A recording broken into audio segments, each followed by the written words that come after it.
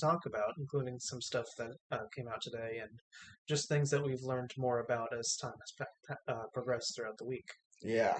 So the first topic, I mean, it's in all caps. It's the first thing on there. The Buzz Lightyear movie. Now, So that's what you want to talk about first, huh? I mean, I don't know what to say about the fact that this exists. So where do I even begin with this? Because mind you, this dropped less than 12 hours ago. This I know. this dropped right in the middle of lunchtime, and when I first saw the thumbnail for it, I was beyond baffled. I I'm still baffled at the fact that they're doing it. I mean, the last time we got like any type of like visual media about Buzz Lightyear that spun off from the Toy Story series was the old cartoon of Buzz Lightyear and Star Command, which was a great TV show, but like that was over 20 years ago. I didn't even know that that one existed until just today. It's a great show. It's so old though. I mean, it came out in October actually. It came out October of 2000, so it's over 21 years old. But to bounce back to the main topic here, I mean, the fact that they got Chris Evans for this, what do you think of that? I mean, it makes sense. I mean, Chris Evans is a hot commodity right now, and I mean, he's just bouncing from one Disney project to another, and seeing as how he went from one like soldier type character to sort of soldier type character with Buzz Lightyear, he's more of like a in this movie. It looks like he's more going to be an adventurer, Yeah, but overall, I think Chris Evans is going to be a good pick for it. yeah, yeah. Obviously, there's a lot of like this is going to attract all the '90s kids. That's what this serves. Oh, definitely.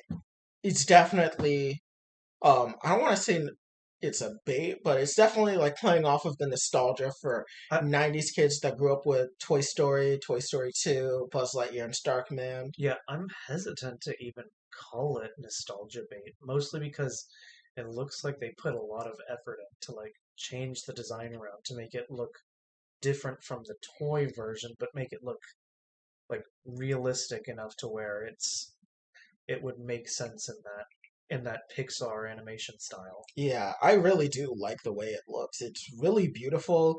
One of the best visual scenes was when the rocket ship he's on does like a slingshot around the sun. And the way they animated it with the ship going like dark as it's like basically just completely like obscured by the fact that the sun is so massive and then you just see it shoot out. I thought was like really good. Yeah. I want to touch back on the design again because while I was scrolling online, I actually did see a meme. Someone say like, "Oh, here's the new design," and below the next panel is like, "Look at how they've massacred my boy." And then I look in the comments, and they are all roasting him because of how objectively wrong he is on Yeah, I the design. mean, Because he made like whoever posted it made the meme like, "Oh yeah, this design is objectively bad," and then meanwhile the comments are all just tearing into him like, "No, you are wrong. This design is actually good." And yeah. and that was my initial reaction too, because like I do think the design is good, and I mean just because of the 90s nostalgia, I'm pretty sure a lot of adults are going to be compelled to watch it with people of lesser generations. Yeah, I definitely agree. It looks like a really good movie. Like it looks like it's well thought out in the sense that it doesn't look like it's trying to be too campy or anything. It looks like it's genuinely trying to show like this is Buzz Lightyear before he's Space Ranger extraordinaire. He's young, bright-eyed, twinkle in his eyes, and he's about to go on a world of adventure with Star Command. Especially considering that the Toy Story franchise is practically over at this point. I mean, yeah.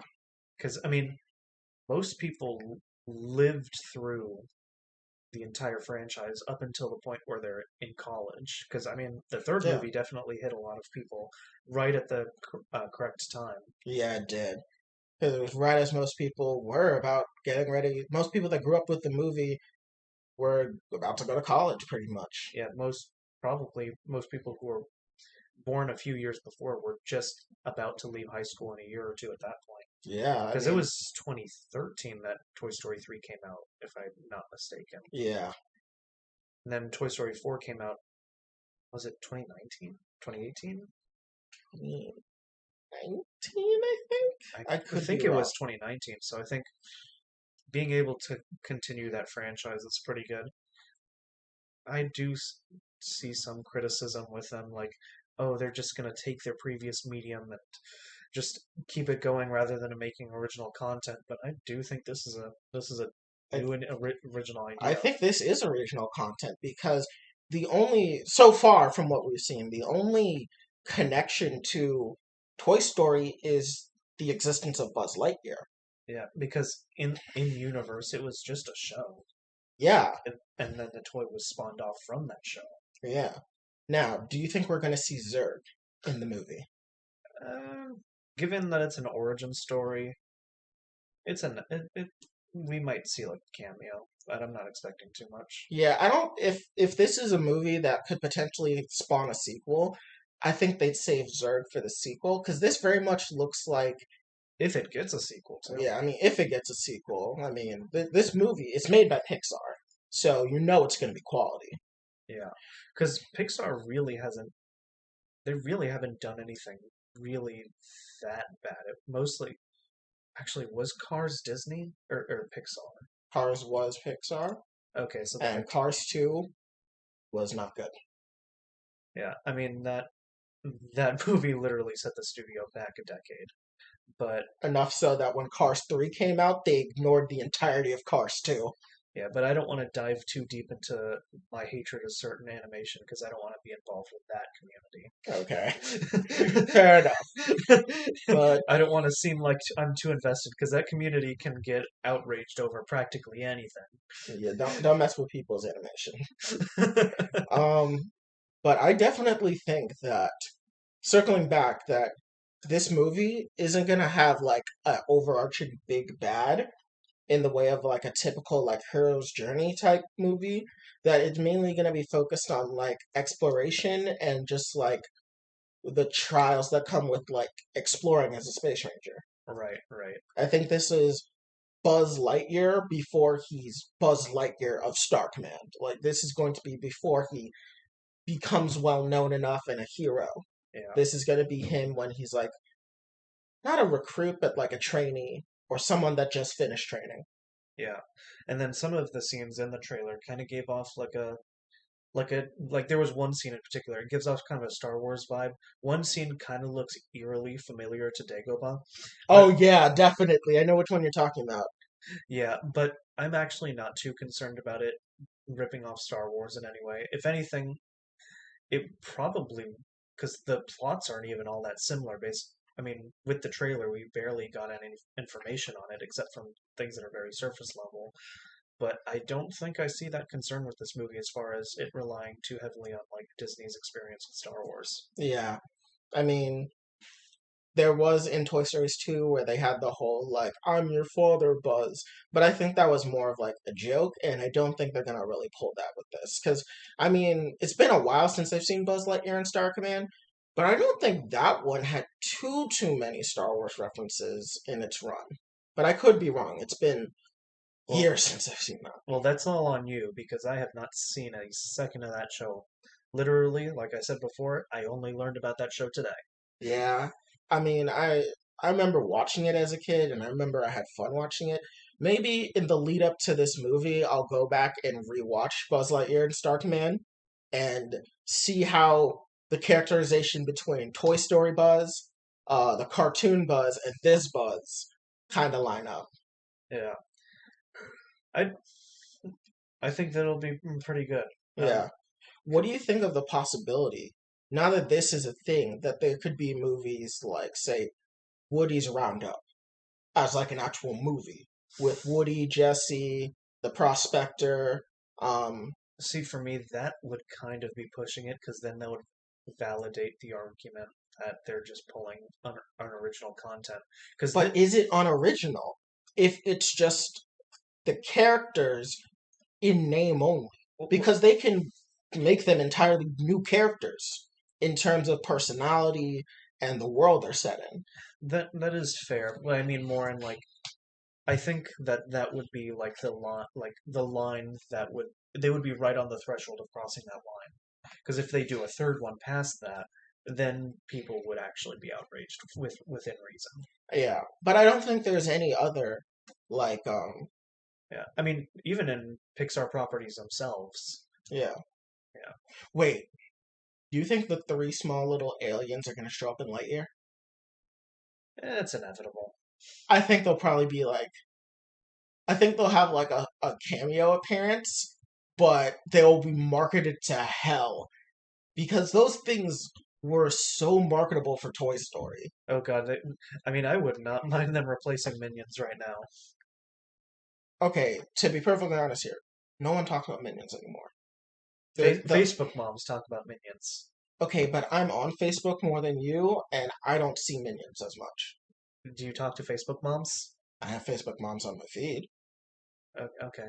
Like, when was the last time like any type of Despicable Me content even came out? I think the last thing was the Minions Well, I movie. don't even think that's relevant. But we're getting into a tangent that isn't even relevant to what we're Fair, but talking about. I think the three aliens, if they do show up, are definitely going to be like something they're going to market to kids again because those guys were popular when they appeared in Toy Story 2. I, I, I, you know what? I think they're going to have a shot-for-shot replica. Just like change the settings around to the exact same toy crane seen in the first Toy Story movie. Oh, maybe. Now that I would actually be on board with. That could be pretty interesting, actually. Depending on how they go about it, that could actually be pretty interesting. Yeah. Um, Overall, though, this movie looks beautiful visually. I'm interested to see how the score is going to be for this movie because Pixar movies usually have decent music. Yeah. Yeah. I mean, with the I forget what was last. Was Coco Pixar or Disney? Coco, I believe that was also Pixar. No, Soul. Soul was Pixar.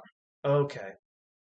Yeah, I would have to double check that because I mean, yeah, Soul was Pixar, and I know that was a heavily music-based Yeah, movie. Soul was so good. Have you seen it? I have not seen it yet. You're really missing out. That movie was really good. It was actually very short, though. Would you say that it was pretty similar to like Inside Out? Because Loki Inside Out was one of my favorites. Um, no, I actually wouldn't say it's similar to Inside Out I mean, in because, quality. oh, in terms of quality, yes. Yeah, In terms of story or characters or any type of, no. yeah. Like, I guess I the should have. concept of souls and the concept of feelings are two distinct things, and they're pretty unique, and I really like it. Yeah, I guess I should have clarified my question there on that. Yeah, but overall, Lightyear, I think it's gonna be Yep, yep. It's the correct kind of nostalgia bait. good. Yeah, low key though, I do think if they do a Woody's Roundup, it could be good. It could be good. I, all right, I'll buy it, but I feel like this concept that they're working with now has the most potential of Oh it. yeah, definitely Buzz Lightyear. Because I mean, it's kind of true. Space toys above cowboy toys. Especially considering our current political climate, how cowboys are interpreted now. I mean, I wasn't even thinking that. I was more thinking about the fact that most superhero movies nowadays have like a huge space component. The sequel trilogy, for as middling of quality as it was, still made gangbusters because the concept of space is interesting. Yeah. Because, I mean, what space properties do we have now? Because recently, Star Star Wars, Wars, Star Trek is still a thing. Guardians of the Galaxy, Dune just came out, and that's pulling massive numbers. Yeah, there's another space thing that I was thinking of that also is doing well. That also is going to do well. But overall, though, I think this is going to be good. And I definitely think it was better to choose Buzz if they were going to choose anyone from Toy Story. I mean, yeah, this one had, like, the most potential out of anything. Yeah, and especially because they kind of have a proof of concept with the cartoon in the sense that there is like a solo Buzz property that already exists Yeah, that they could pull from. yeah. Well, moving on to our next topic, let's talk about all of the Pokemon related news that we just recently got in the past week, Yeah, which will be a continuation of what we talked about last week with the found footage that we got last week. They actually released a new version of it, cleaned it all up so where you can actually uh, interpret everything that was on screen rather than it just be static throughout the whole thing and it cutting out here and there. We actually managed to get two new Pokemon forms. Yeah, so we got Hisuian Zorua and Hisuian Zoroark, which are great. Unfortunately, I was wrong. It's not Poochyena. Yeah, Poochyena will forever stay in the depths of irrelevancy. yeah. I mean, everyone was predicting that it was Zoroark. Yeah. The 706 707 hint that they gave out was kind of a tell. Yeah, in hindsight, it definitely was. And Ac- honestly, Actually, yeah. I'm trying to think. Is that even their numbers? Because I think si So 706 and 707 national dex wise is is Gudra and Klefki, but in the Unova dex, Zorua is 76 and Zoroark is 77. okay. Yeah, national dex wise, it's not as Because I relevant. was about to say that would be Gen 6 or 7. Yeah, no, 706 and 707 national dex wise is Gudra and Klefki. Okay. Now that makes more sense Yeah, because I was going on that tangent and then I stepped back. Wait a minute, that doesn't sound right. But now because pretty much everyone was expecting like the fan art for Hisui and Zora and Zoroark before the final reveal yeah, was everywhere. Really, the big tell was the round eyes because out of all of the fox and dog like Pokemon, what do you yeah, associate with round eyes? It's yeah, Zorua. Zorua. And I actually learned this that there's been this Chinese Riddler leak that has come out. And this is the same person that back in the day when I believe it was Sun and Moon came out, he had leaked a whole bunch of accurate stuff. I believe he was the one that actually leaked the anime stills that showed Ash and Mallow with Incineroar, and this was back before we even knew what the final stage is. We didn't even know what the middle stages for the Alolan starters looked like, and this one straight up showed what Incineroar looked like. So it's the same guy, and he was doing a riddle. He's posted like how people do out of context spoilers and a bunch of random pictures. So he's doing that with Pokemon Legends Arceus and a bit of Brilliant Diamond Shining Pearl. But for the riddle for this was a picture from One Piece, and it was the characters of Zoro and Perona. Now, I'm a huge One Piece fan, and so the riddle was basically Zoro because Zoroark, but also because Zorua and Zoroark are normal ghost type, Zoro is like a normal person, while Perona, she was on the haunted ship Thriller Bark, which has a whole like spooky Halloween theme going on within One Piece. So it was a pretty good hint. Especially if you're a fan of One Piece, you were pretty much able to pick it up. Okay, which also transitions to the next part of it. It's the typing for the two new Pokemon forms. Yeah. Normal Ghost, which It's a phenomenal typing. yeah, which means that it's only weak to dark types. Yeah, it's only weak to dark, it has three immunities in normal, ghost, and fighting, and two resistances in the form of bug and poison. Yeah, which pretty much nullifies the opposite typing super effective hits. Yep. So with dark type, I mean, Generation 8 so far has been the generation for ghost types. Since Pursuit has been removed, you have Spectrier, Dragapult, Gengar, Chandelure. You have ghost types that are just Alolan Marowak. They're able to just like run wild throughout the metagame. And now Hisuian Zoroark is probably gonna join that in terms of if it has similar stats, but just switched around so maybe it has better defenses and a decent like attacking stat, Or it'll maybe, probably be good. yeah, I was about to say maybe it prioritizes more of a physical attack rather than a special attacker, because I know that's pretty common among Zoroark sets. Yeah, most Zoroark are special attackers, but maybe it is physical attacking because I mean it's probably going to have a signature move. And maybe the signature move is throwing out like a shadow like beast that like physically hits you. Like the shadow beast that came out to the guy that was filming them. Yeah. Are we still convinced that guy is dead? So everyone says that you can hear his footsteps running away.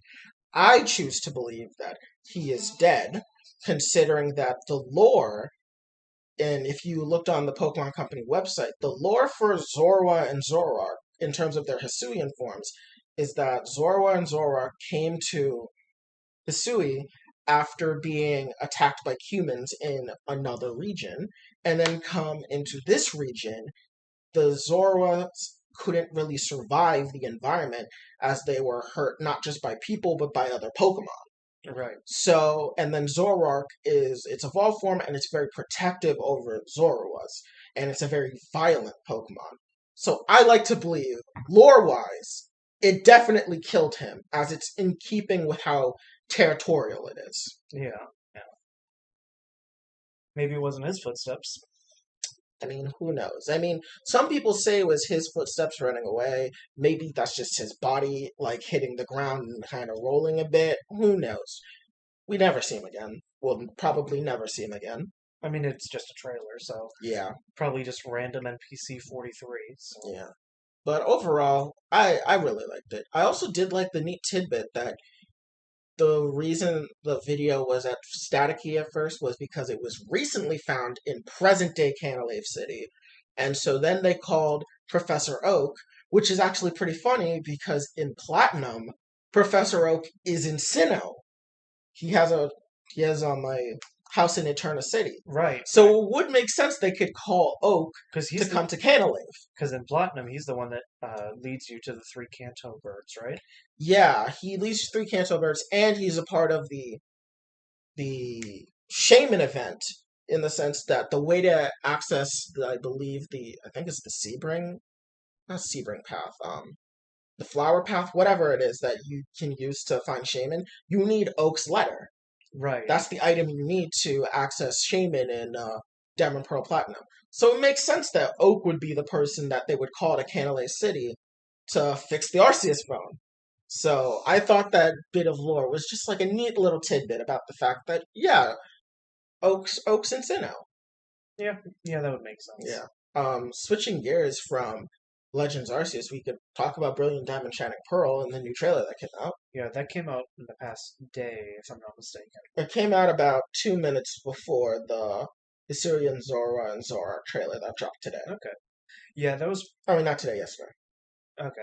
Yeah, it was a pretty good trailer. I mean, pretty much it shows everything that anybody who's a fan of Gen 4 would already know. Not really any new information, mostly geared to. It really seems like it was more geared to people who've never played it before. Oh yeah, it definitely gave the vibe that this is for like the newer players, kind of like how they advertise the remakes of other games.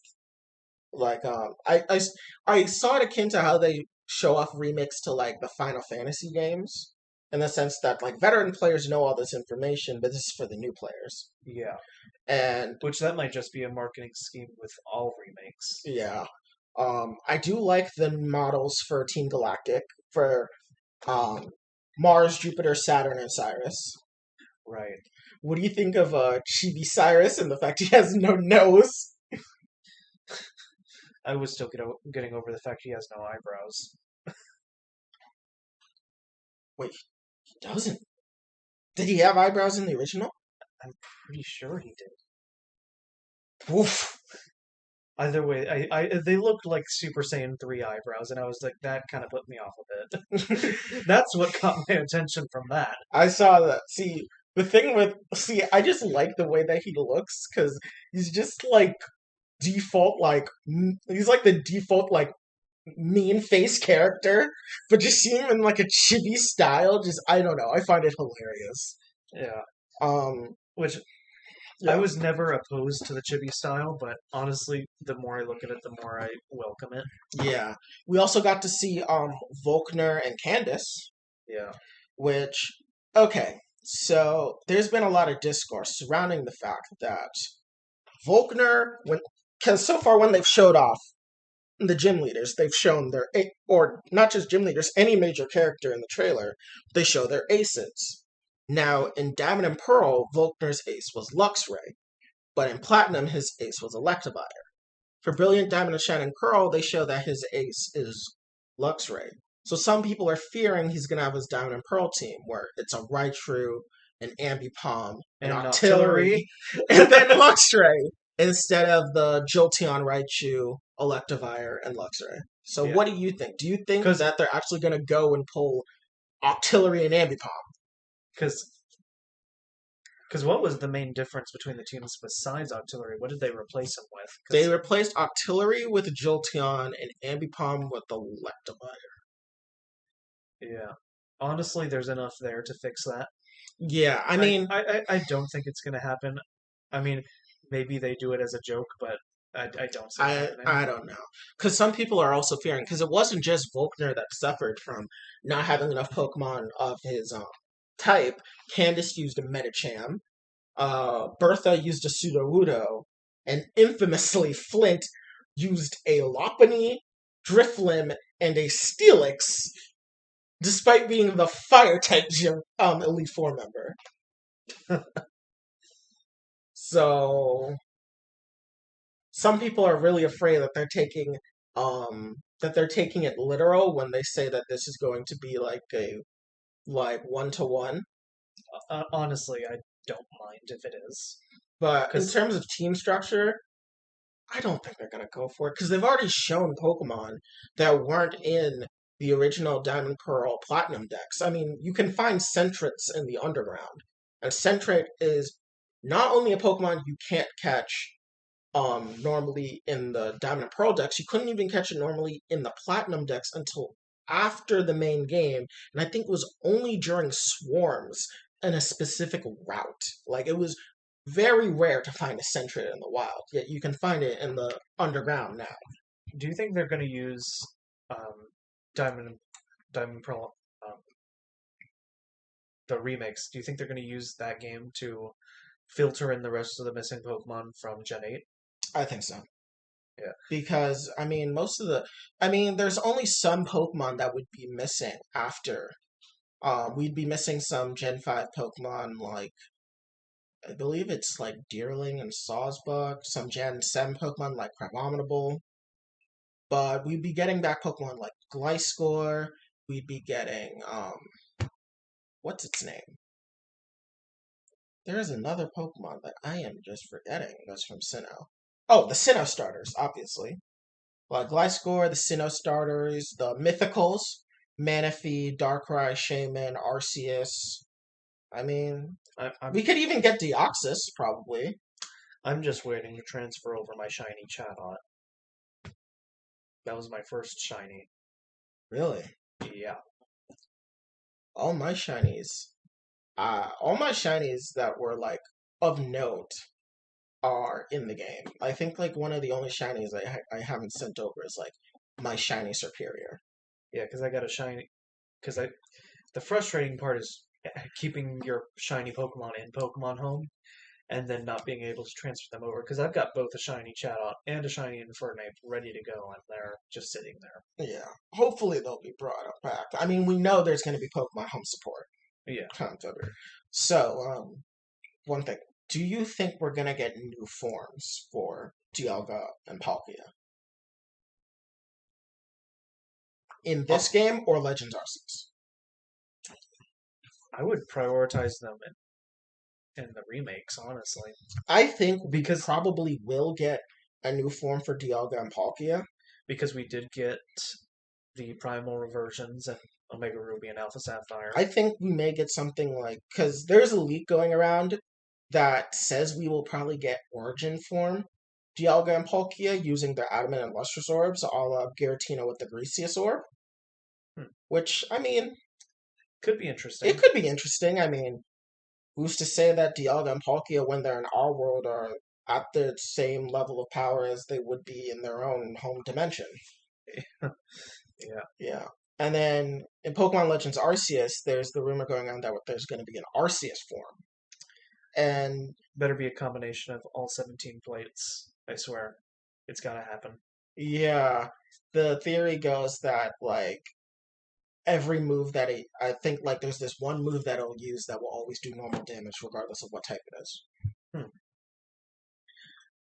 Or we finally get to see what it looks like with its 1,000 hands. Some people are thinking that the beta Arceus, back from when the Diamond Pearl beta leaked, is going to be the form. Really? I haven't had a look at that one. Um, it's creepy. Does it have 1,000 hands? Because if it doesn't, I'm not interested. Well, then, yeah, it doesn't have 1,000 hands, but it's like, Because they specifically bring that up in the Pokedex multiple times, and I want to see what Arceus looks like with 1,000 hands. okay, I think that was a figure of speech. Because I believe the hands are in reference to the unknown, as unknowns are spawned whenever Arceus shows up, and I think the unknowns are symbolic of its hands. That's not as fun. That's not as fun, and I reject that symbology. I reject it wholeheartedly. Fine. Reject the lore. But yeah. So do you think we may get an Arceus form in Pokemon Legends Arceus? I'd be down for it. Based on how they've been handling most, like the most recent remake, I think it'll happen. Yeah. So like I said that there's a leak going around. The leak is saying Dunsparce gets a Hisuian form. Good. We've been asking for a Dunsparce evolution for the longest time. Except it's not a dragon, it's gonna be a steel type. That would be interesting, actually. Yes. Considering that it has that pathetic little drill for a tail. So I can actually see it. Imagine this new Dunsparce form is a thing. You transfer it to Sword and Shield, and it's like an Uber level Pokemon. Like, not just Uber level Pokemon in singles, it's also like Incineroar Landorus level in doubles. I mean, it is for one of the most pathetic Pokemon in existence. It is unreasonably rare. Yeah, it is actually kind of rare. I Like, remember actually, yeah, in Fire Red and Leaf Green, the only way you could catch Dunsparce was if you help some random guy on, I think, 3 Island tunnel his way across the island so he can find this one rare patch of grass with Dunsparce in it. and I'm pretty sure, like in the wild, it has less than a 10% uh, Chance of chance to appearing. find it. You're right. So I would welcome it just because of how they've handled him in the past, and just how unreasonable the reward is for trying to find one. Yeah. What do you think of the possibility of getting new evolutions for Oshawott, Cyndaquil, and Rowlet? Now that is something I have never thought about. Is that really something going around? Yeah, so people are believing that we're going to get a Water Dark like final form for Oshawott, a Fire Ghost type for Cyndaquil, and a Grass Flying. I believe it's Grass. No, Grass Flying. I think Grass Fighting for Rowlet. See, that I'm more hesitant to accept. I I don't know. Split evolutions for starters. Well, I would have to see it once in order to accept it, but taking it in months before the game comes out, I cannot visualize it. Like on one hand, I am excited because I like. On one hand, I want it to happen because I like the addition of new Pokemon because I always like to see how they'll just end up in a metagame. Just to see like no matter how like because metagames change significantly just by the addition of potentially like one Pokemon. Like Black and White 2 got warped the moment Keldeo showed up. So like I would love to see like new starters. But on the other hand, it would then open the door for a whole bunch of Pokemon to now get new split evolutions. Cause yeah. But on the other hand, Game Freak isn't shy from prioritizing certain Pokemon within the starters of getting special forms. I mean, Charizard gets 2 megas, Blaziken got his mega first, Greninja gets Ash Greninja, and yeah, and plus Typhlosion and Samurott aren't as popular as Decidueye, so Yeah, they I mean Samurott especially, so they deserve some love. I think it'd be pretty cool. yeah. Yeah, they also say that there's going to be Hisuian, Entei Raikou, and Suicune, kind of following in the path of the Galarian, Articuno, Zapdos, and Moltres. What do you Hmm. think about that?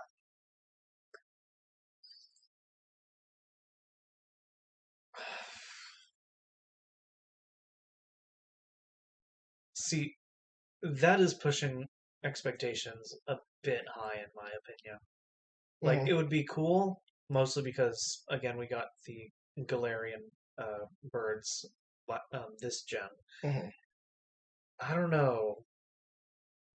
I mean, again, if it comes out, it'll probably be pretty good, but I just can't see it happening.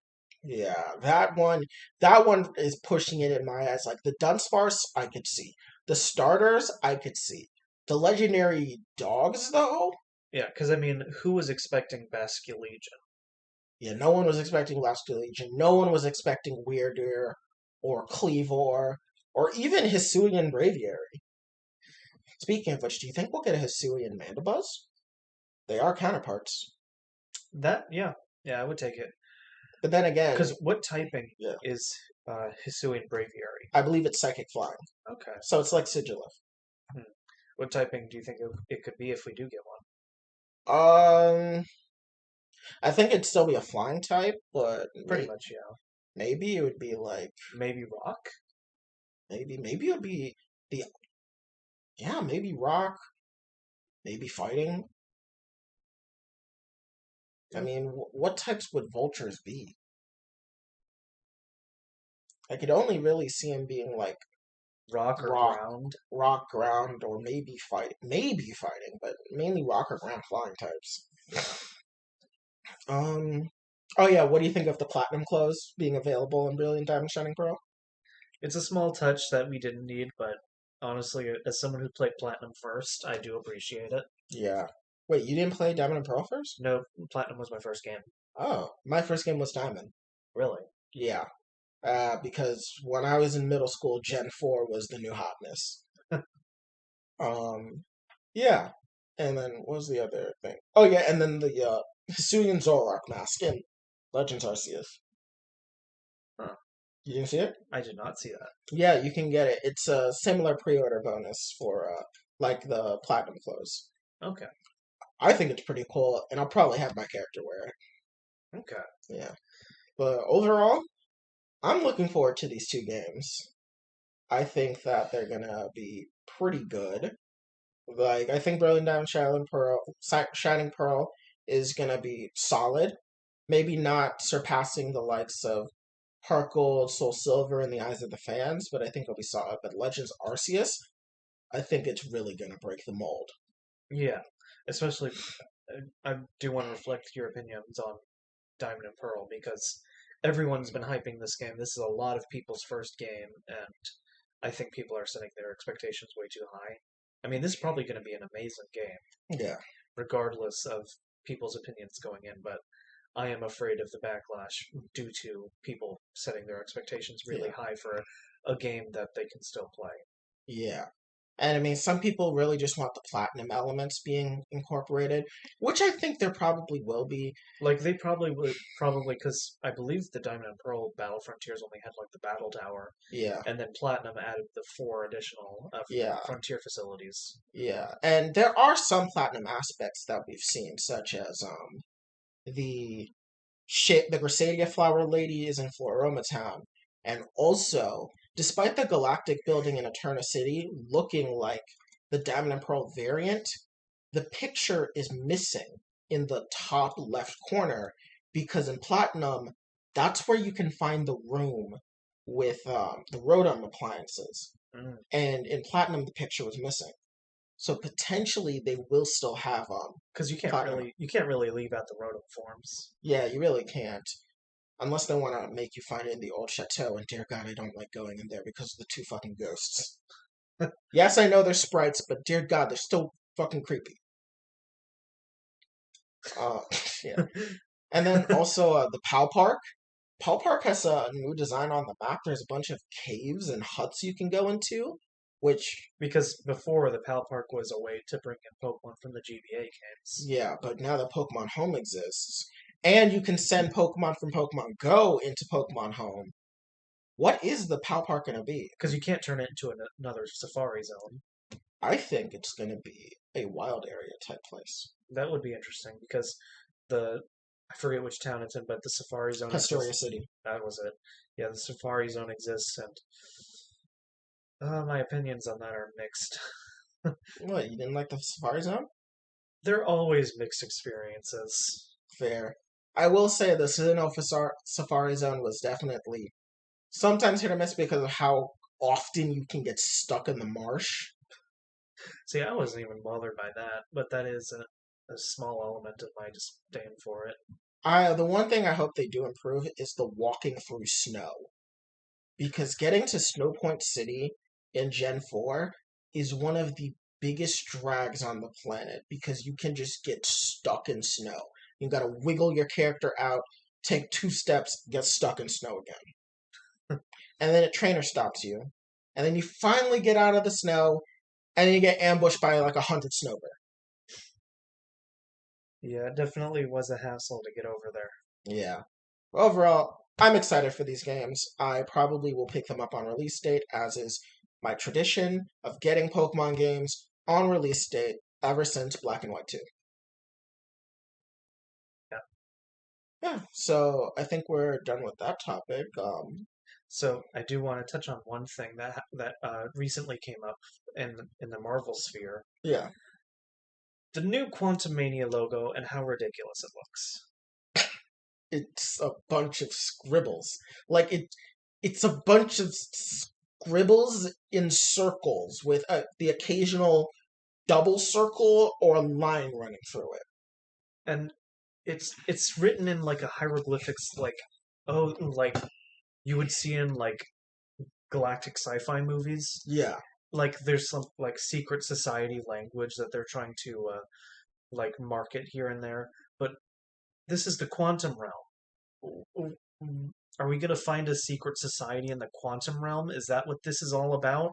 I mean, in the comics, Kang has a city in the quantum realm called Chronopolis, and in Ant-Man and the Wasp, when Hank goes into the quantum realm, it does actually look like there is a city in the background, and Peyton Reed has mentioned that there is a city in the quantum realm. So the Chronopolis may be there, and they may create a language for it because what is it? They have one. They made the Wakandan language. They made the Skrull language. They made the Kree language. I think Sokovian as well. So it would be in keeping with Marvel to keep creating new languages. Let's see. They had a perfectly good logo, and they were marketing it all throughout the beginnings of Phase 4. And then they change it this past week, and everyone's trashing it. So I will say one thing is that this logo is only found on the chairs that you can find on set, which notably the chairs on the different Marvel movies have different logos than the actual professional logos. Like the Deadpool one has Deadpool Ajax on it, while the Black Panther one has Black Panther and the P has like a panther claw in it. But those did not make any appearances as the actual logos in most of the marketing. Yeah. So I But we think have this is more along the lines of a potential like someone snapped a picture of hey hey funny thing look, and people are like, what the hell is this? because we've actually seen high quality images of it, like used as actual marketing material. Yeah.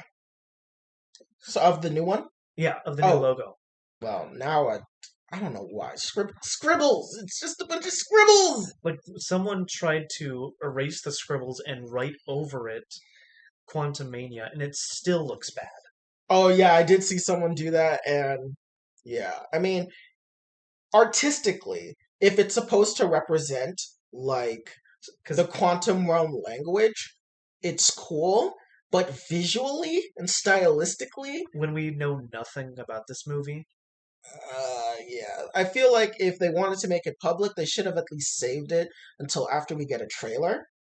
yeah, because I'm hesitant to think that it's just like on the set chairs because we do have high quality images of this logo. Yeah. We do.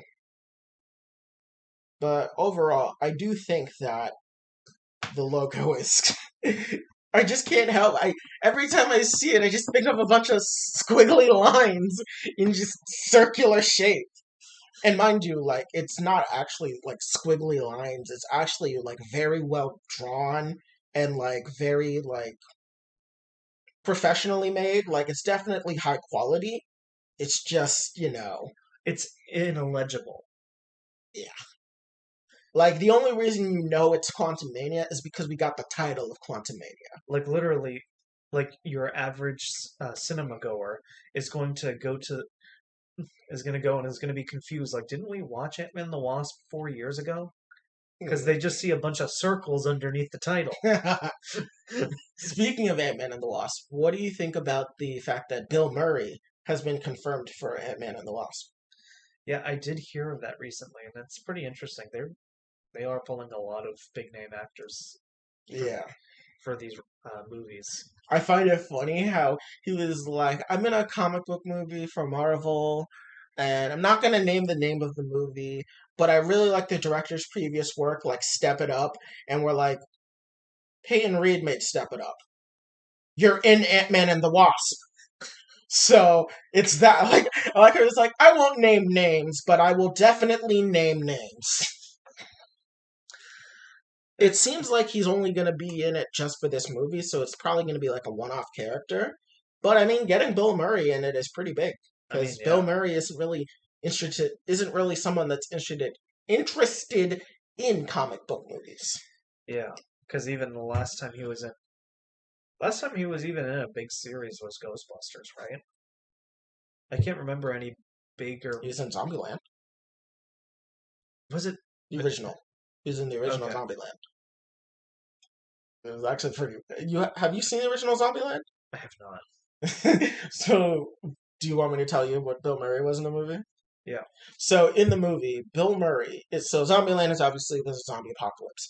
So basically, the group of survivors they make it to Bill Murray's house, and Bill Murray has actually been hiding in the mansion, pretending to be a zombie, so people wouldn't show up. And he'd been doing it for a long time. And so Woody Harrelson's character sees him and he's like, "Oh my god, you're Bill Murray. I love you so much." And like it's going all well. Like everyone's like Woody Harrelson's like losing his mind. He's so happy and like Bill Murray is just like doing his thing. And then I believe it's Jesse Eisenberg that's in the movie. Jesse Eisenberg's character sees Bill Murray and he shoots him dead because he thinks he's a zombie. Because in the movie, Bill Murray has like a zombie disguise on, but like he takes it off. But he was wearing the zombie disguise, and Jesse Eisenberg's character just like guns him down, and he's like, "You killed Bill Murray! No!" And he's Oh, like, oh, so "But he Bill Murray's dead." so he wasn't even like cast as a character. He was playing himself. Yes, it was Bill Murray as Bill Murray. See, I was confused when you first brought that up because I actually saw Bill Murray 2 years ago in another zombie movie called The Dead Don't Die. Oh my god. So I guess he's just got a thing for zombie He movies. has a thing for the undead. Whether it be ghost or zombie, Bill Murray's there. And then, of course, the tenuous link between the quantum realm and the What If Zombies episode. That's a stretch, but I'm gonna put it there. What if, what if, what if Bill Murray plays a zombie that King is experimenting on in Quantum Mania? What if, man? We've taken this joke way too far. It's not a joke if it's a possibility. We know zombies come from the quantum realm. Okay, but I think Bill Murray is probably gonna, whatever he is in this movie, he's probably gonna be hilarious. Yeah. But, God. Overall, scribbles, stop with the scribbles, please. At least touch them up so they're a bit more legible. Because at this point we're just memeing on it and everyone's trashing it. Yeah. So, let's move on to our next topic. Um, we've got a lot of serious topics coming up. I'm trying to figure out which one we should do first because we got three big ones that kind of all link together. I Or think, actually, well, two of them do. I two of think them do. Let's touch on the one that doesn't. So, so. The Alec Baldwin incident on the set of Rust. yeah.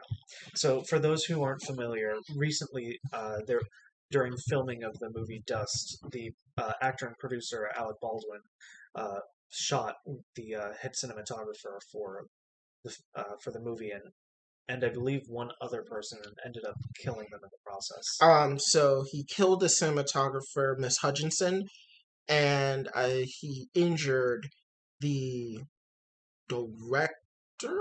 I don't think it was the director. Let me double check. I know that the cinematographer that passed away was her name was Hutchinson. Let me check really quickly. I don't want to be wrong on the injured. So while I look that up, you describe the rest of the.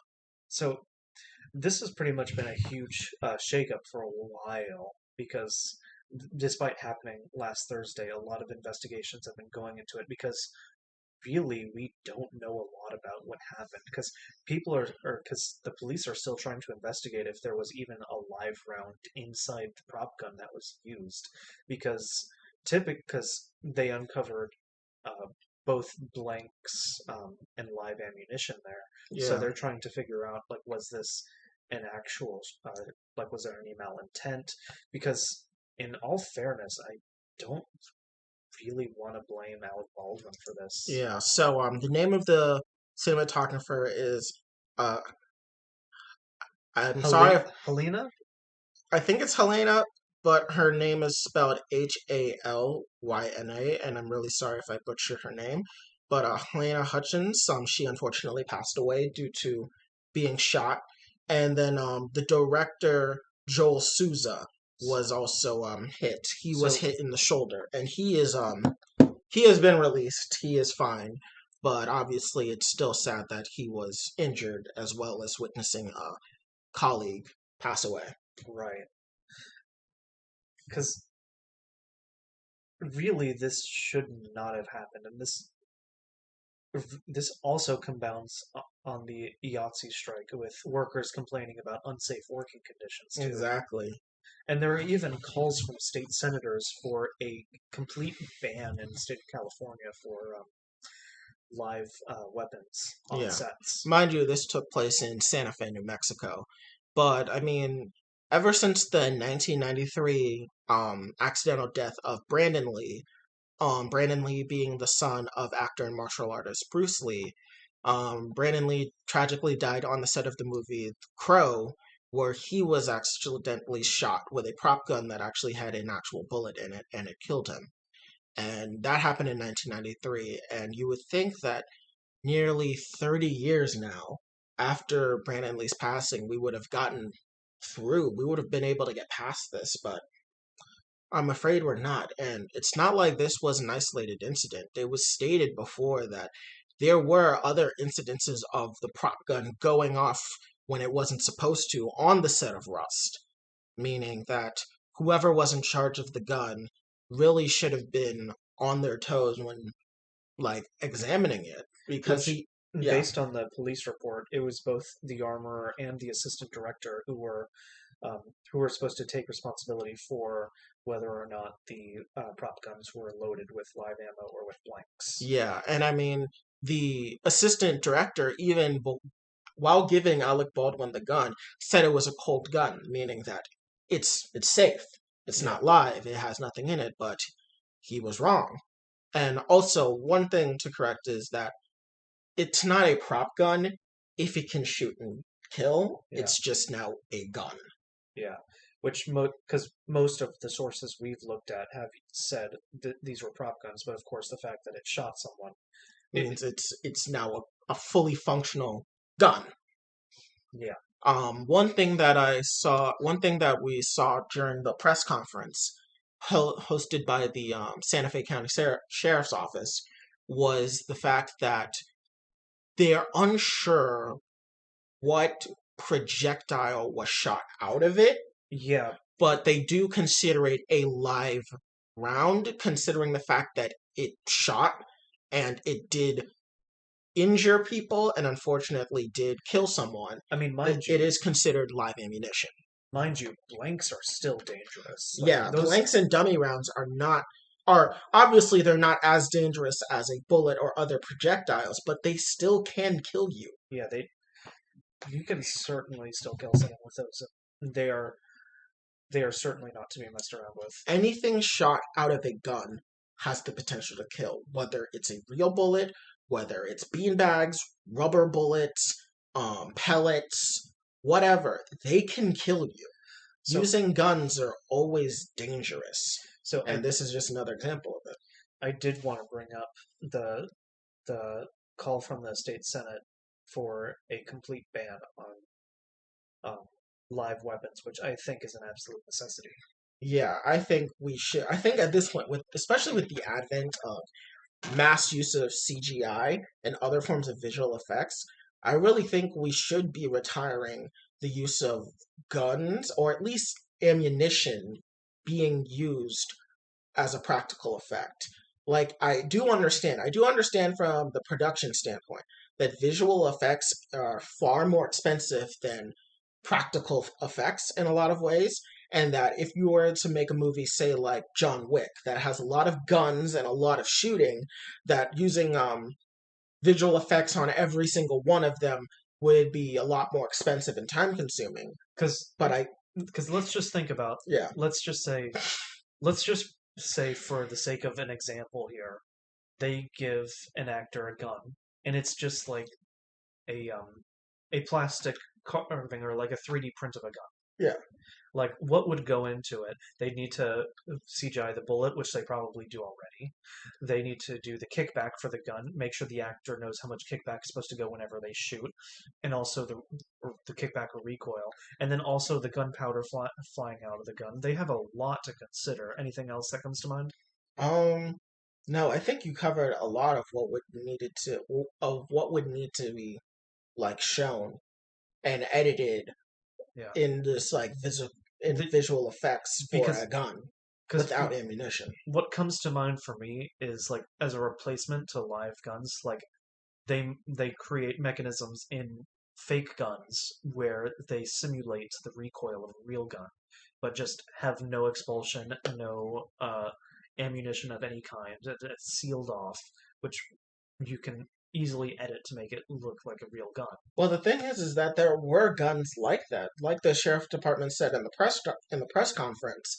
The three weapons that they confiscated was one, the revolver used by Alec Baldwin, and then two other pistols that were completely non-functional, as analyzed by their ballistic analysis, and I believe those results from the FBI crime lab on those two guns also came back, and that they're completely non-functional, meaning that if you were to put something in it, it still wouldn't have worked.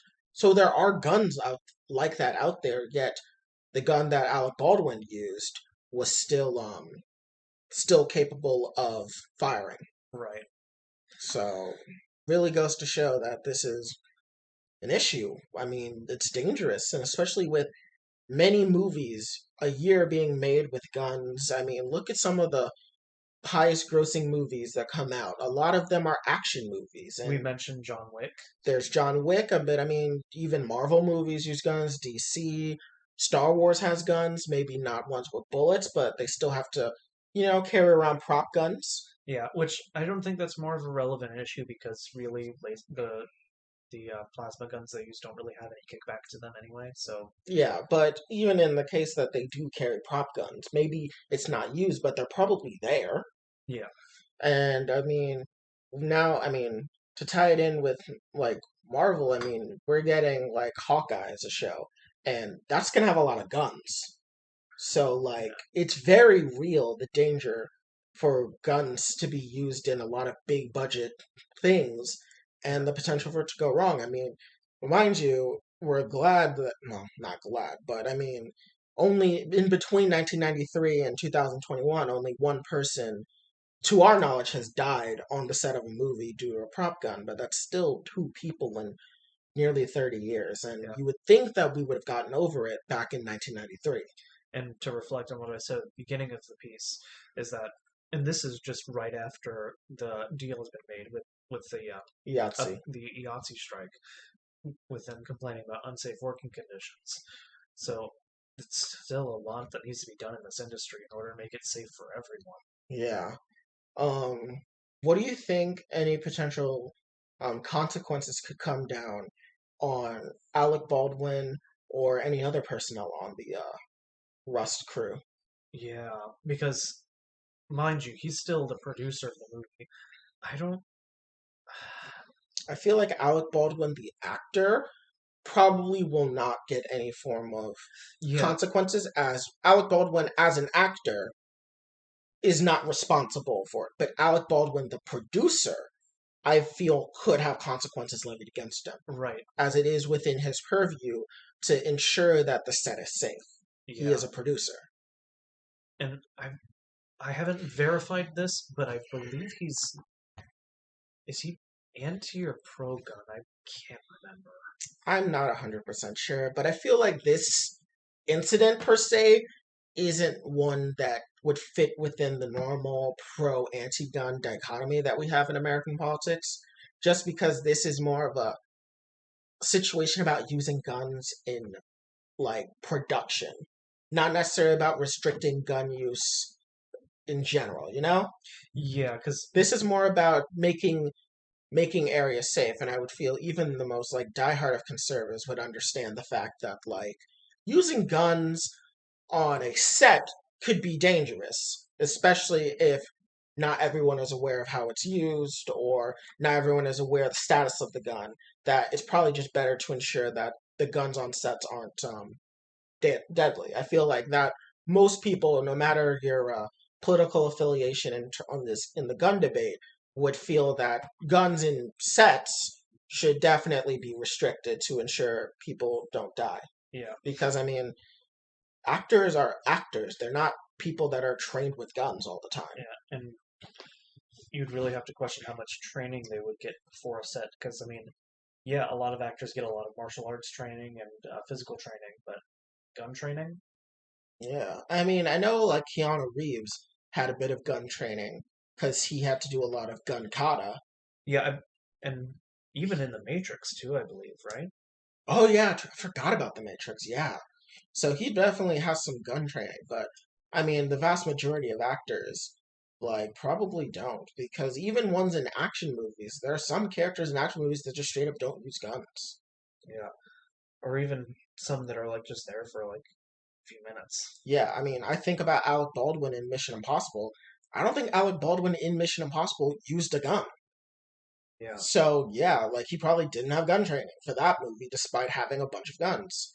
which I feel like at the very least they would have like a large like gun safety like seminar or something at the very least. Because Yeah. I mean, yeah, they're irresponsible, but they're not. I wouldn't think that they're completely like ignorant of the idea that guns are dangerous. I feel like they would have at least taken the minimal amount of step, but I still think they should go above and beyond for just the safety of everybody on the crew. Yeah, and I think the main issue is not necessarily the gun itself, but the ammunition. Because anything put in a gun can kill you I if mean, fired. Because it's it's a high speed projectile. I mean the biggest safety tip anybody can ever tell you is that a gun is always loaded. Yeah. Don't know like honestly, I think the ammunition, I think that's the main culprit here. Yeah, Is that if there's no ammunition in the gun, then I think it's much safer. Like no dummy rounds, no blanks, no nothing. I yeah, think if you just keep a gun, but nothing in it, nothing being able to be shot out of it, I think it will make it a lot more safe. right. So overall, it's just a tragedy. Yeah, It's really sad because an innocent life, unfortunately, was cut short during probably a big budget movie that probably would have furthered her career even more. I because she mean, had a pretty successful career. I think she was like the head cinematographer for some other big movies that I don't remember. yeah. So to the family of Helena Hutchinson, we obviously send our condolences, and we cannot imagine the strife that is going through you. And obviously, despite Jose Souza surviving, I can still only imagine how the injury has damaged him physically and potentially mentally. Because I mean, you're a director, you're not expecting to get shot on a film set. And yeah, So, and also to Alec Baldwin as well, because I mean, he technically was responsible in the sense that he pulled the trigger and it did result in a death and injury, and I cannot imagine the mental toll that it probably takes on him. right. Yeah, because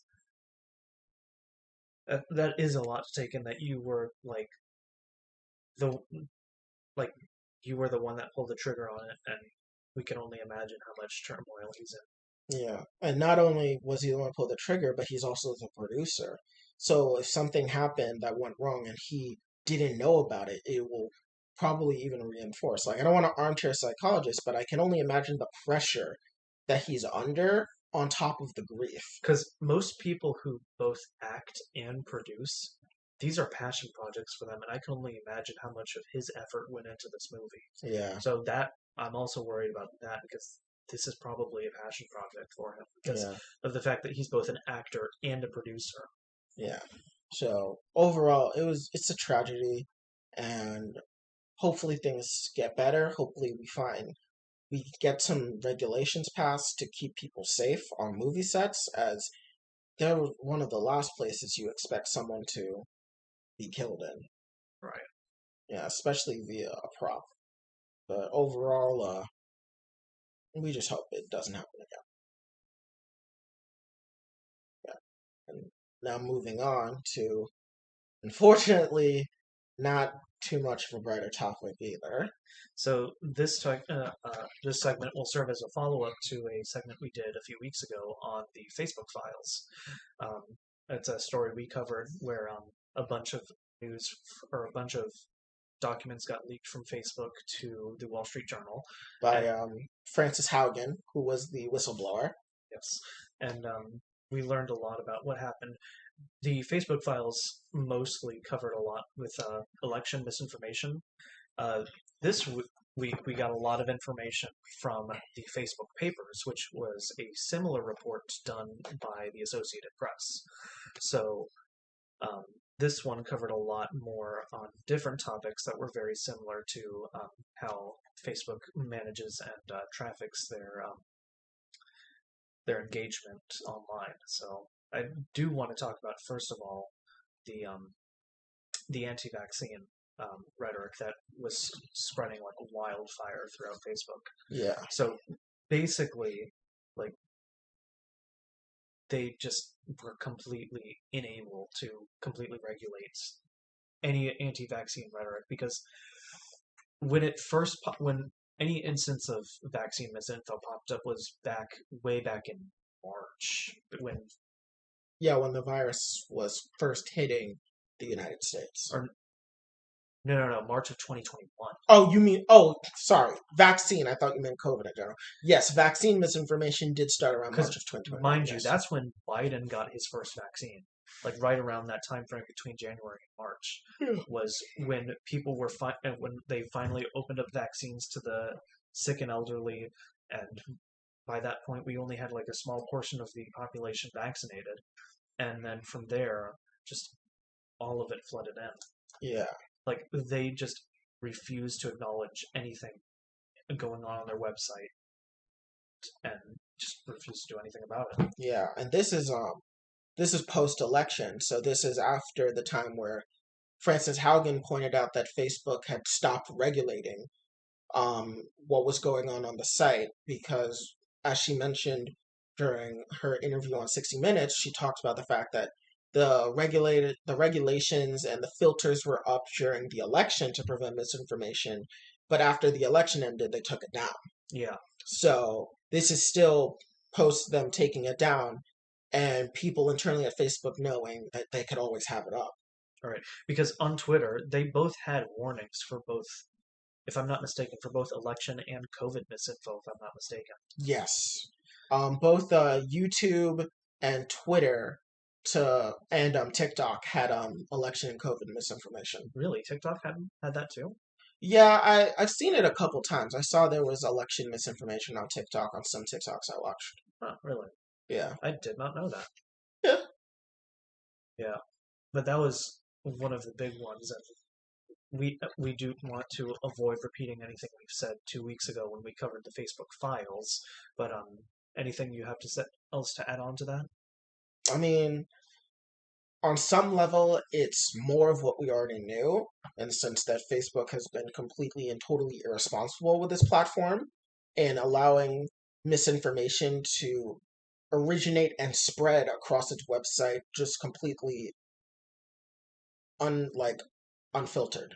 Just it's just out there and it's spread and spread and spread, and Facebook really didn't do much to curb it until far too late. And even now, despite the fact that they have fact checking on, still so much gets, Yeah, through.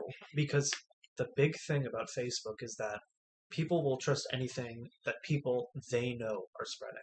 Yeah, Because um, I'm not familiar with any of the misinfo that happens on Facebook, but let's just say, for example, somebody says that the uh, the vaccine is only 70% effective, yeah, and that spreads, and so people are now under the opinion, even though it's completely illogical, that it's not even worth it because there's still a supposed 30% chance of getting the vaccine, which or getting the virus after being vaccinated, which people who keep up with the data know that that's even with patently false. even with the Delta variant, most vaccines are still above 90%.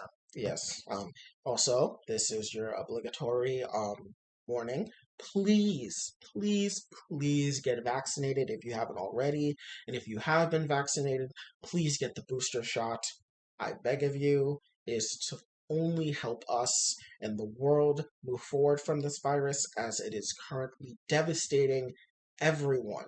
It devastates people on an individual level, and it devastates people on a systemic level, and we really need to get past this virus. So I beg of you, please, if you haven't been vaccinated, please get vaccinated. And if you have been vaccinated, please get the booster shot.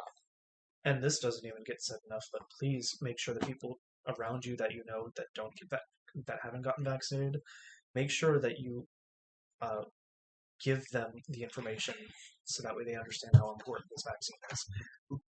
Just because this needs to be said, owning people with facts will not convince these people. Yeah. You have to show compassion that you care about these people because at the end of the day, they do think differently from us, but that doesn't lessen the impact that the virus has on all of us as a population. And if worse comes to worse, and there are loved ones that you have that do not want to get the vaccine despite anything you say, you may have to draw the line in the sand and say, if you don't get it, then I'm just not going to be around you. And say if it's family members and you have children, you would also extend that to your children. Say it's if you're a parent and your parents, so your children's grandparents don't want to get the vaccine, you can just draw the line and say, it's like, I love you, mom and dad, but me nor my children will be visiting you until you get vaccinated because it is a safety risk.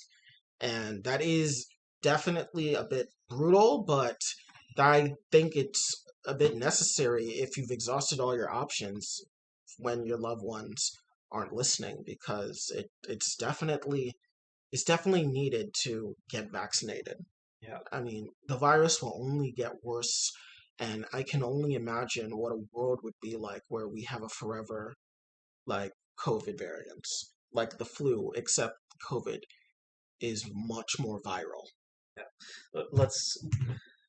Um, this was a good, PSA. good PSA for our audience, but let's go ahead and get back on topic because all of that did need to be mentioned because the vaccine misinfo is its own virus in and of itself, Yeah, and but combating both the online online in quotations virus and the COVID virus itself.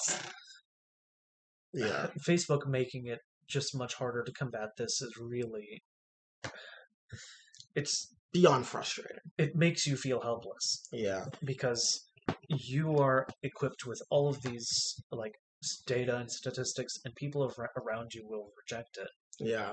So I wanted to actually circle back to when you brought up about how Facebook misinformation spreads. the biggest way it spreads is how so say you're in a small town and Johnny, the hardware store owner, he sees something on Facebook that says like the COVID vaccine is whatever. I don't even want to create a hypothetical fake thing lest it spread. Let's use the one we used before with 70%. Yeah, I don't even feel comfortable using that. Just Johnny sees something that's COVID misinformation, whatever it may be, and he sends it out, not maliciously. Maybe because he sees it from a Facebook group that he's in, and he thinks, "Oh my God, like if this is true, I'll just send it out to spread awareness." And then let's say that Susan, who is a teacher in the same town, she sees Johnny post that on Facebook, and she's like, "Oh wow, is this true? I mean, Johnny posted it on here, and I respect Johnny. I think Johnny's a pretty like." Smart, well-intentioned guy. If this is true, then I should, and he's spreading awareness about it. I should probably spread awareness about it too. And so Susan sends it, and then Dale sees it, and David sees it, and Sarah sees it, and so on and so forth.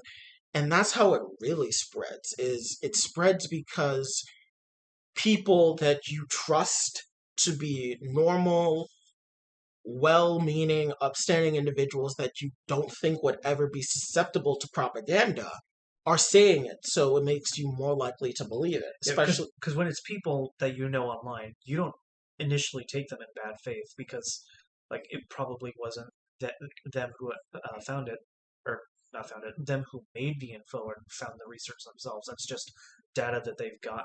Well, data in quotation marks, yeah, but it's stuff that they've found online and now we're passing it to them. So why would I doubt them if I know them and could trust them? Because it could be something we talk about when we get together for the family barbecue or something. yeah, and that's it's really sad because it's taking one of the most baseline ways of how Facebook was even meant to be used, and it's just being completely perverted. Because, I mean, the concept of people in a town that all know each other being able to share the same information with each other on the same platform, and then being able to send that information to family members that don't live in that town, but live in another city, country, state, continent, like it's even like it's supposed to be a great thing, but now we're seeing the problem with it. We're now seeing how perverted it can become when misinformation is a thing that gets sent across the world. And it comes from at most of the time well-meaning, well-intentioned people who are just scared. They don't know what's going on because maybe, I mean, some people, not some, a lot of people get their news from social media nowadays. They don't sit down and they don't watch like didn't like sit down and watch the television. They get their news from like Facebook or Twitter, or they'll watch YouTube videos about it. And so with that happening, they're scared. Yeah. They see things that normally tell them news that they think is correct, telling them all these horrifying things, and they're scared and they're like, "Oh my God, like this is terrible. Like we're being lied to. Like I need to tell everyone." Yeah. And unfortunately, it spreads And it's because also because Facebook feeds off of the the accelerated emotions of the users that engage with their website. yeah, Because the more that people use the website, the more revenue that they get in the long run. So the fact that people are getting so emotional is pretty much their business model. yeah. And the other thing about it is that even if someone was to retract that information, even if the original poster of the misinformation said, "Wait, guys, I was mistaken. This is incorrect information," it's already too late. It's Like already spread everywhere. most people won't go back and fact check it at all. They'll just hear the information and take it as fact. Because, like I said, even if the person in the original Facebook group that Johnny is in posts a follow up and says, "Oh my God, this was wrong," Johnny may realize it's wrong and he may post it. But, Henry, all the way in Cincinnati, who saw it from his daughter that lives 3 cities away from where Johnny is, he doesn't know that. but he saw the information that Johnny first spread. So that makes it even worse. Because even when the people that unknowingly spread the information try to retract it, it doesn't reach the same people that the misinformation reached. And so that just makes it worse because it doesn't fuel the algorithm in the same way. Yeah. And so So it's really sad. But yeah, anyways, I'm continuing with the Facebook papers. yeah. The other one of the other articles that I read up on before the stream was in regards to the Facebook papers was every how everything following up the George Floyd incident Yeah. that happened last summer was a lot of the hate that was going through most social media sites could have undeniably be traced back to Trump's tweet calling people out there protesting thugs and a disgrace to the name of George Floyd. And Yes. in case anyone watching has forgotten, yes, he did tweet that. And when I first, because I wasn't hyper engaged with politics at the time of him tweeting out, but when I first read it, I felt a pit in my stomach first watching that or reading that because I didn't think this was real. I mean, yeah, it's just inflammatory rhetoric that's supposed to sow division, and unfortunately, when that division Because breeds action, it becomes something called stochastic terrorism. because it wasn't even anything like racist. It was because I've already lived and seen everything that's happened since last year. Hmm. I know what that language causes, and that's what made me feel really awful about reading what he posted on Twitter and on Facebook. Yeah, I mean, this stuff influences real life events. Like people die Yeah. as a result of Not, not, this misinformation. not to say that Trump isn't racist. He absolutely is. Oh yeah, Because like what I'm saying is like the tweet wasn't like the, really that. the tweet in and of itself was not racist, but the language that was used inspires racism. Mhm. Like when he uses the term thug. Thug is a thug is usually associated with black male criminals within Because the inner city. it's a dog whistle that's used all the time by politicians, by Fox News. No, I would say not even by Fox News. I No, mean, I've heard them say it. no. When I mean not by Fox News, I mean not just Fox News. I mean, if you prior to like 2015, almost all news almost all news agencies used thug as a dog whistle or used it ubiquitously about describing black individuals. I mean, I remember when what was it? The Malice in the Palace, which was a massive fight that took place in a basketball game between the Indiana Pacers and the Detroit. Why am I blanking on the name? Indiana Pacers, and I think it was a Detroit team. But either way, when describing the players defending themselves from fans that were clearly trying to assault them and trying to attack them, the players were labeled as thugs. And that is just far from the truth. They were just people defending themselves. I mean, it all started because a fan threw a drink at a player as he was by the stands. But the fact that they used the term thug completely villainized them to the point where it ruined a lot of their careers. So that just goes to show that the use of the word thug by the president of all people can incite a lot of ugly images in people's head, and those ugly images can lead to violence. Yeah. And then when I mentioned the fact that it was undeniable that his language caused all the hate, it was actually from an internal study at Facebook that was able to identify this. And like I said 2 weeks ago, them doing nothing about all the hate that's spewing and all the misinfo is just it's it's hard to put into words, but it feels like so hopeless because you want to combat this hatred and this misinfo, and sometimes are kind of powerless to stop it. Yeah, I mean, we saw what happened earlier this year with the January 6th insurrection, which is probably, in American history, probably one of the best examples of what stochastic terrorism is, which is a leader posturing and advocating for violence, and then his followers going through with said violence. And as we know, January 6th insurrection was partially planned on Facebook. Yeah, Many of the and organizers were on Parler, Gab, but also Facebook, and Facebook had a lot of people organizing on there. yeah, it's because this is a follow up to what we talked about 2 weeks ago. It's just a lot. We've been sitting on a lot of information for a while, and so all of it compounding at once is very overwhelming.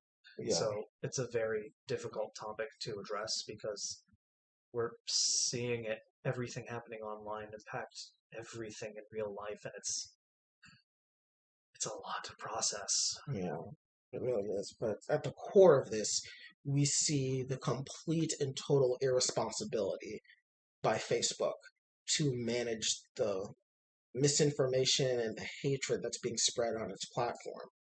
The complete and total unwillingness to not police itself because policing themselves cuts in profit. And I think that's incredibly sad, and I also think it's incredibly evil. Yeah, I think it's evil that you would let such harmful and destructive language propagate on your platform and you do nothing about it while knowing just how much damage you are doing with it, knowing that people are dying, whether they die from violence or they die from the virus, or maybe they die from violence by people who believe that that is a way to stop the virus. It's terrible. yeah, And I think it's legitimately evil. I think that the people in charge of Facebook are terrible people, and don't think it's a I do not think it's an overstatement to say that these people are legitimately profiting off of evil being spread. yeah. Well, I do want to move on to our next topic here, but I do want to preface it because initially, upon hearing about it, this story does want to make you laugh because of how ridiculous it is, but at the same time, it can be very scary because of the consequences that could come from this. And what we're referring to is Trump establishing a new social media outlet called Truth Social. Yeah. So we've all kind of known for a little while now that Trump was looking to create his own social media platform, especially after he was taken off of most of the mainstream social media outlets following the January 6th insurrection. He was banned and barred from many social media outlets. So we kind of heard that he was planning on creating his own social media. And the demand for this was created even higher after um, social media outlets like Gab and Parler were taken off app stores. Because if you'll remember, um, I'm sorry, Trump even created his own little blog where he would shoot out fake tweets. Or when I say fake, I mean like he wanted to post a tweet, but he can't. Yeah, And so he would just put out these blogs where he would address the citizens of the United States in these small little snippets. And then that ended up collapsing in on itself. So, and then he's even, because you and I both saw the announcement post that was made for this outlet, yeah. where I believe it quoted him as the chair. Yes, he is. So Truth Social is going to be a social media app, but it also is like Facebook, obviously going to be an organization, a corporation. Yeah, And Donald Trump is going to be the chair of that. So think of him in the vein of someone like Mark Zuckerberg being like on the chair for Facebook. yeah, and I want to repeat this because at first glance, this story is funny because I mean when they advertised it, the subtitle under the App Store like image that they had where like you can download it is like "Follow the Truth," But which is like in it of itself very funny, but you do like you think about it and let it settle in your head after everything we've learned from the Facebook papers and the Facebook files, is that this could be very dangerous. Yeah, I mean, we know there's going to be a profit motive because Trump has stated that it is going to be a on-demand service with shows, podcasts, videos, and written posts.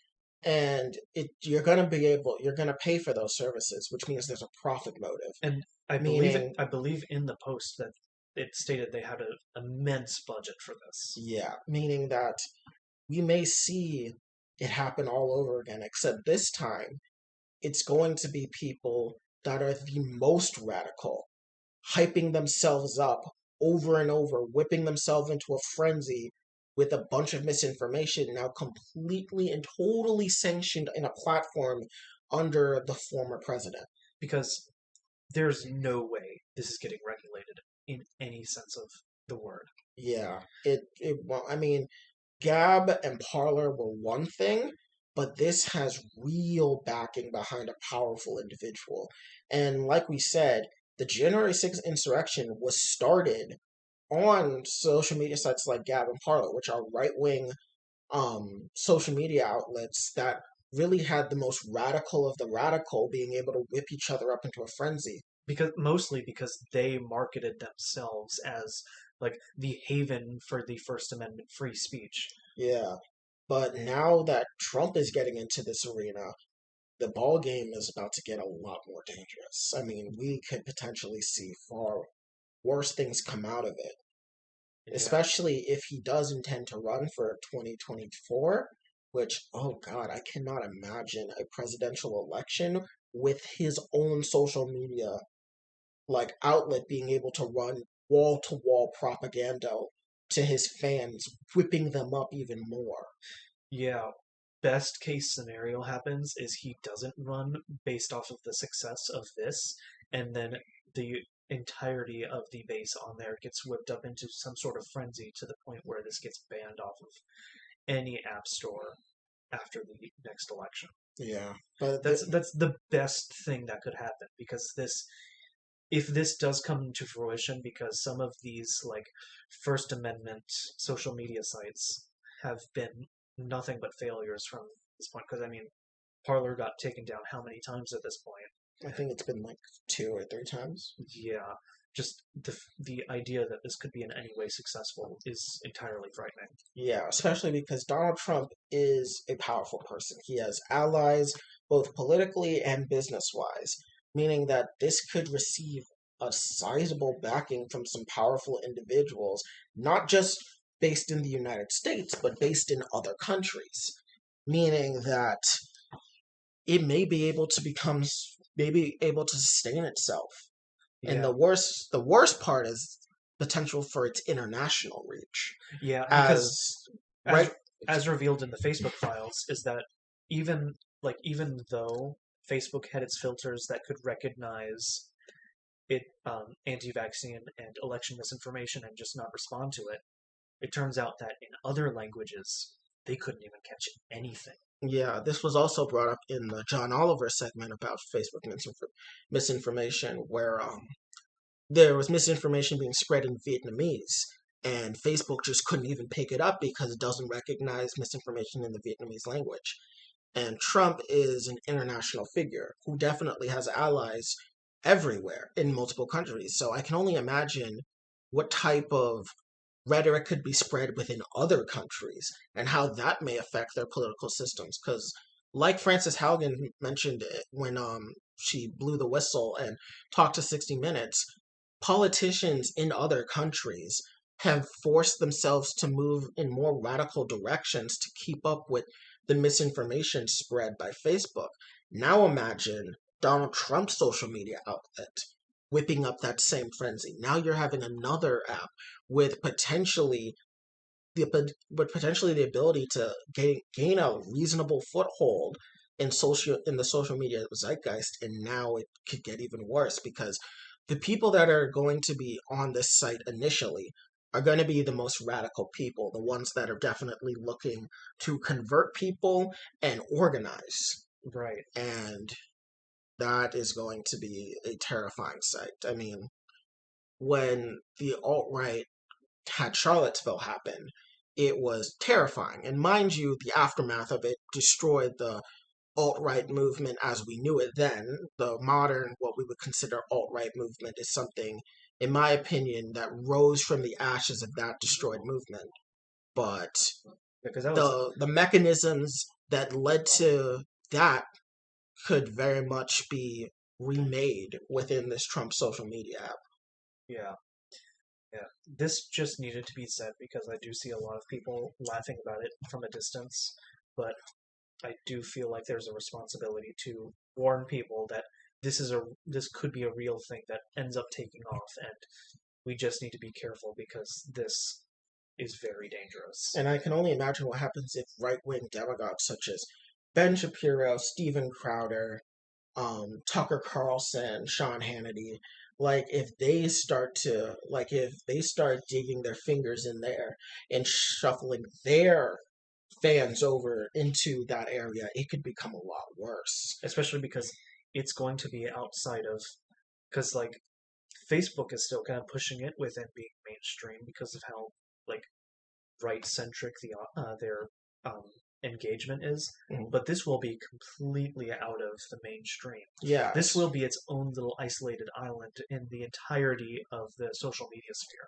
And also because of the fact that there's going to be like videos and programming that could be put on there, like you could have things like Daily Wire movies, like Run, Hide, Fight, or the project that they're working with Gina Carano on. That could debut on this platform, and it could start doing like they could be an entire market now of creating just right wing propaganda like media for this app. Yeah, And since it would only be viewed within its own purview of the right wing viewers within it, there'd be no way of, you know, uh, no way of really debunking this thing in the marketplace of ideas if it's something that's insulated to this area. yeah, It's kind of, in a way, it's kind of like how a lot of rumors and misinformation originate on places like 4chan back in the ye old days, and how people really couldn't like understand where it was all coming from because Facebook was considered like not Facebook, sorry, 4chan was considered its own little island in the internet. This could be a modern day look at that. And I mean, speaking of 4chan, I mean, the image board websites, they most definitely will flock to the people of the image board websites will flock to this social media app as well as a lot of right wing radical like ideology and conspiracies originate on places like 4chan and 8chan. And I can only imagine what happens if they all start to coalesce on a singular platform, bankrolled by a very powerful individual. yeah. It is a terrifying sight, and not to be all like doom and gloom, like this is the end, like no, it's not necessarily the end. Doesn't necessarily mean that we will see violence. There's no guarantee that this will even succeed. There's no guarantee that this could even go past the initial announcement phase. For all we know, this is just a giant publicity stunt. Yeah. But the Over idea of it potentially happening is one that we should be aware of and one that we should definitely be vigilant about its harm. yeah. Overall, I know the mood of this past segment has been a little bit on the lower side, but overall, it is important to stay optimistic because the last thing that our movement needs is for people to feel powerless because ultimately we can um, power through all of this. Yeah, I mean, if this social media app does come to fruition, the best we can do, especially if the misinformation comes out just as strong as it does on Facebook, is report the app on app stores, try to get in contact with as many individuals that you can get to, not just ordinary people, but like ones in positions of power where you could report these things. Please do. If you see calls for violence on any social media apparatus, um, please call your local like FBI, intelligence agency, whatever, to report violence that could be spread because who knows Yeah, what could happen. yeah. I definitely need a few minutes after stream to calm down and re-optimize myself because this was a bit of a Yeah, this was a bit of a low topic and yeah. This was the past three have been a bit of heavy topics, and it kind of sucks to end the stream on a downer note. But I mean, sometimes that's how the world is. ultimately it is important that this information is out there and is known because without it we are really powerless to advocate for the things that we believe in at the end of Yeah, the day. I mean, we always have this we always have the power to make change, but that change could go in any direction. Right. So it's really up to us to really push for the change that we want to see.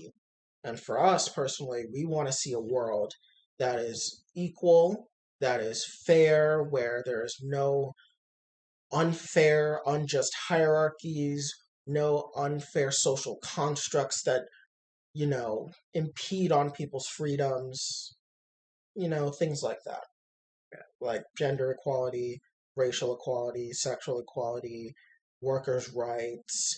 I mean, I'll go as far as to say, I mean, for me personally, the abolition of capitalism. I know you haven't gotten full, yeah, I know you haven't fully gotten on board with that, but We can still accomplish ethical capitalism. I still believe it's possible.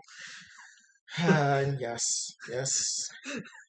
And the unicorns and the tooth fairy and Santa Claus exist as well. Don't you dare demean me like that. I'm only you're only slightly to the left of me. You're literally one tier left of me. Don't even start with that. I mean, one tier left. I mean, a tier difference is the difference between aegis and cloud. So, on that note, on, on that note, I think we're gonna sign off for the night, right? yeah, we definitely want to take the rest of the night to perk back up after a few downer segments for Yeah. sure. But anyways, this has been the Worldwide Wednesday podcast. I'm Shiny. And I'm Sovereign. And yeah, this is the end of episode 4. Thanks for watching. Please subscribe to the YouTube channel Worldwide Wednesday. Follow the Twitch account at the Shiny Sovereign Show, and please like, comment, subscribe, follow, retweet, share social media, share all of it so we can grow as a community. And yeah, so Yep. we can just keep making more episodes and talking more and more about entertainment, politics, and the sort. Yeah, we've actually seen a doubling of our subscriber base on our YouTube channel in the past week alone, which is honestly stunning. Yeah, you guys have been doing amazing, and it's been really great just seeing the growth and seeing how much love you guys are putting into it. So I would love to see it continue and just grow. Yep. Well, this is us signing off for now. Have a good night, and we will see you next week at 7 p.m. Eastern, 4 p.m. Pacific. Yep.